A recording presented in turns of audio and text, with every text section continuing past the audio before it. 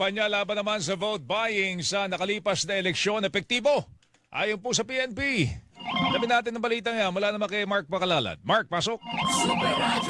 Maliban sa tagumpay ng eleksyon, naging tagumpay din ang kampanya ng pamahalaan laban sa vote buying. Sa isang pahayag, sinabi ni PNP Chief Police General Romel Marbil na naging aktibo ang ugnayan ng pulis at mga komunidad para labanan ang pamimili ng boto.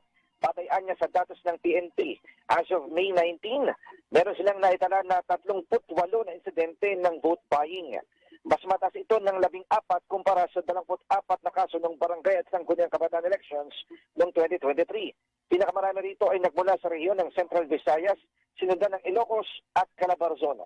Gayunman, sinabi ni Marbil na bagaman mataas ang kaso ay hindi ito nangangahulugan talamak ang bentahan ng boto. Bagkus, resulta umano ito ng pinaigting na presensya ng mga polis, intelligence gathering at pinalawak na election security operations.